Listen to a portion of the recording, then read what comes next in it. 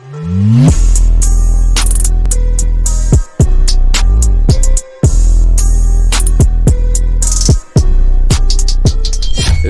xin chào mừng bạn đến với VR Academy, mình là Zino từ VR Studio. Và ở video này mình sẽ mở đầu cho một series mới, đó chính là series hướng dẫn về phần mềm Adobe Premiere. Và Adobe Premiere là một phần mềm edit video khá thông dụng hiện nay. Và mình nghĩ cái việc edit video thì mình nghĩ ai cũng nên biết một chút.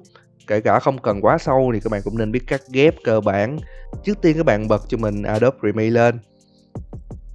Các bạn sẽ thấy chúng ta có thanh dashboard bao gồm File, Edit, Clip, Student, Market, Graphic, Window và Help. Mấy cái từ cái mục mà Clip trở về sau thì các bạn không cần quan tâm đâu, các bạn chỉ cần quan tâm mục Edit và mục File. Bây giờ mình sẽ tạo một project mới nha. Các bạn vào New, các bạn vào Project và các bạn đặt tên cho cái project này là bài tập 1 chẳng hạn, hoặc là bất kỳ cái tên gì mà các bạn muốn nha. Chúng ta không cần phải setting gì nhiều ở bên dưới cả. Bây giờ chúng ta sẽ nhấn OK. Và đây là giao diện của Adobe Premiere. Nếu như các bạn nào không có giao diện giống như mình thì các bạn hãy click vào nút Editing ở phía trên đây nhé. Thì bây giờ mình sẽ hướng dẫn sơ sơ về cả 6 cái ô này nhé. Thì mình sẽ nói một cách cơ bản và dễ hiểu thôi. Thì cái ô này, cái ô mà các mình đang click vào đây thì nó dùng để edit hiệu ứng. Cái ô bên phải thì dùng để xem lại cái video mà các bạn edit. Ô bên trái thì dùng để chứa những video nguồn các bạn. Ví dụ như bạn quay một video trên OBS và các bạn add nó vào trong Premiere thì nó sẽ nằm ở đây. Hoặc ở đây cũng có thể có các công cụ add những thứ khác nữa, ví dụ như âm thanh, hình ảnh các kiểu. Còn cái nút nhỏ nhỏ này là thanh công cụ. Còn đây là ô timeline, mà khi các bạn add một video vào thì nó sẽ có chia ra là phía trên là hình ảnh, phía dưới là âm thanh, thì các bạn có thể lựa chọn cắt ghép tất cả mọi thứ thì ở trên cái timeline này thì nó hoàn toàn ở trên đây. Còn cái ô nhỏ nhỏ bên đây là âm lượng thôi, nó không có gì đặc biệt cả. Thì giống như là các bạn nghe này nọ thì đây là âm lượng lớn nhỏ các kiểu. Bây giờ mình sẽ add một video vào cho các bạn xem thử nha. Các bạn hãy chuột phải vào cái mục Import Media to Start.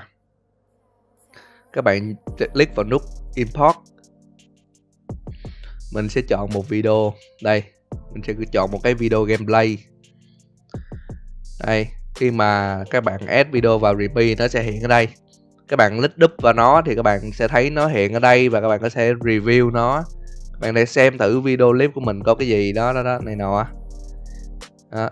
Còn nếu như các bạn muốn edit nó thì các bạn phải kéo nó qua phía bên một timeline bằng cách đè chuột trái vào cái video, đè chuột trái nha, và các bạn kéo nó qua bên phải. Đây các bạn sẽ thấy nó có một sự thay đổi đặc biệt ở đây là chúng ta có một cái thanh màu tím. Cái thanh màu tím này thể hiện cho cái hình ảnh của cái video gameplay. Điều này có nghĩa là video này chỉ có hình ảnh thôi chứ không có tiếng. Bây giờ mình sẽ hướng dẫn cho các bạn cắt ghép cơ bản ở trên Premiere luôn cho nó nhanh. Thì bây giờ các bạn thấy công cụ Razor ở đây không? Nó giống như cái lưỡi lam dùng để cắt đó. Thì các bạn sẽ click vào, ví dụ như bạn muốn cắt ở đây thì bạn click vào đây.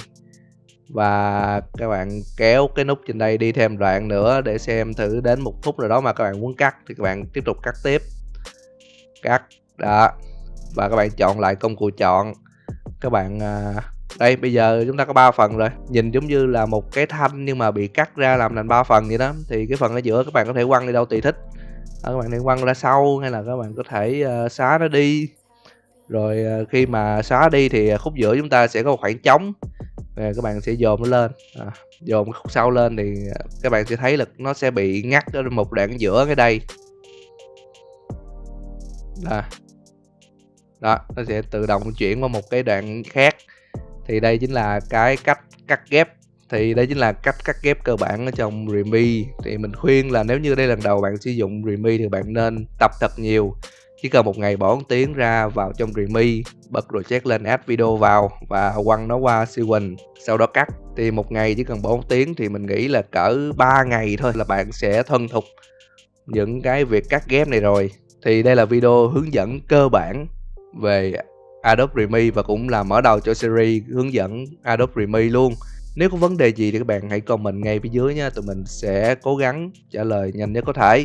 Các bạn xem nội dung tại VR Academy, mình là Gino từ VR Studio. Chúc bạn ngày khỏe và hẹn gặp lại các bạn ở video sau nha.